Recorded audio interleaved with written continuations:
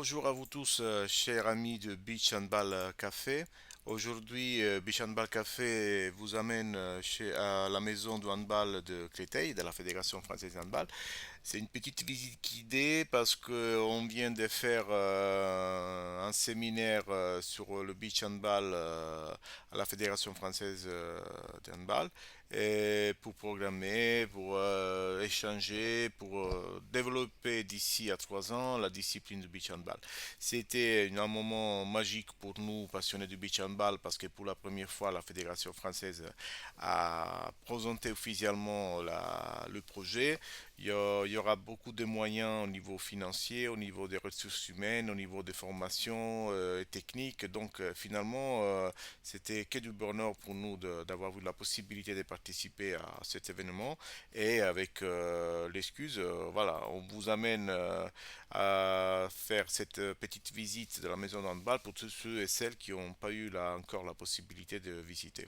Je vous assure, c'est un endroit fantastique et on vous le montre comme ça. Ça, c'est l'entrée déjà et avec la salle des réunions où on a fait le séminaire, la réunion basée sur le beach handball. Vous voyez, il y a tous les personnes plus importantes du mouvement du beach handball. Il y a Renaud Baldacci, l'élu fédéral pour le beach handball. Il y a le président de la Fédération française de handball qui a fait une entrée, a fait l'ouverture du séminaire avec un discours magnifique sur ce que la Fédération française a l'intention de faire et tous les autres membres du conseil fédéral pour le beach handball avec Eric Quentin, Joël Demouze, etc. Donc nous du comité 06 des Alpes-Maritimes et moi en tant que beach handball café, on a eu la possibilité d'y participer, d'échanger avec tout le monde. Donc la visite guidée, ça commence par la salle des réunions centrale. Après cette petite vidéo pour vous montrer où tous les joueuses qui font le stage avec l'équipe de France, ils vont manger, c'est la cantine.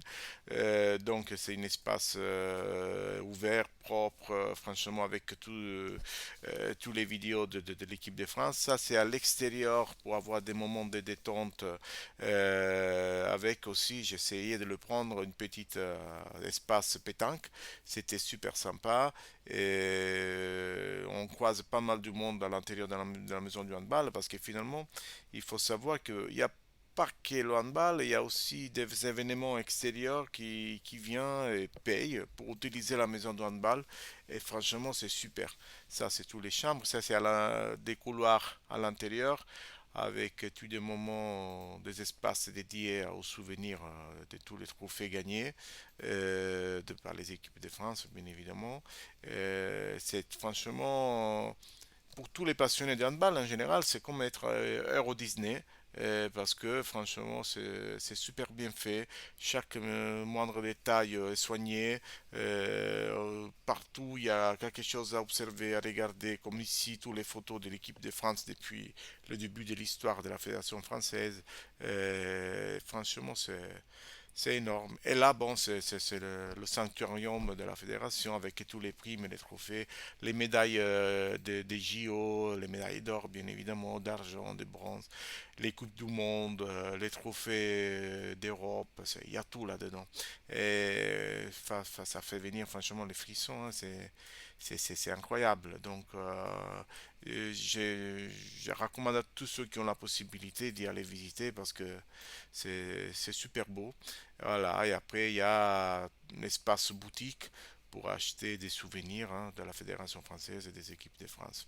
Donc nous, dans les 3 jours, on a partagé ces espaces dédiés au handball incroyables. C'était un contexte formidable pour développer hein, le beach handball qui fait maintenant partie de la famille du handball à 100%. Et donc, ici, c'est l'entrée avec l'espace. Il y a le bar pour faire des apéros et l'accueil. L'accueil pour tous les visiteurs de la maison de handball. Euh, Ici, c'est le gymnase, vous voyez.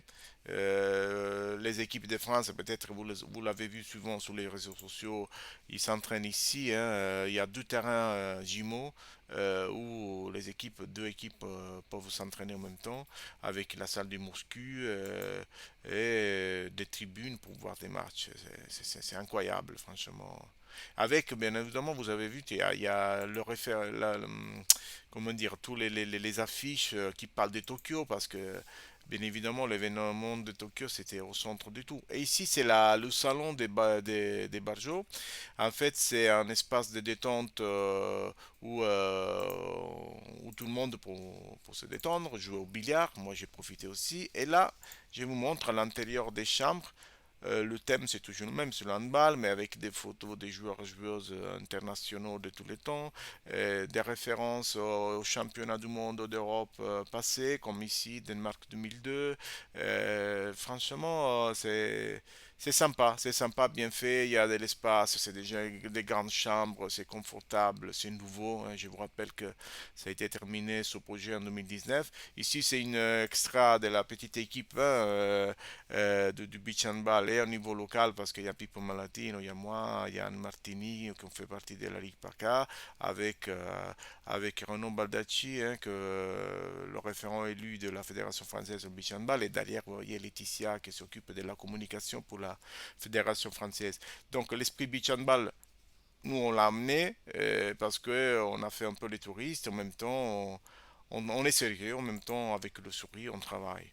Donc merci à tout le monde et à le prochain épisode de Bichon Café.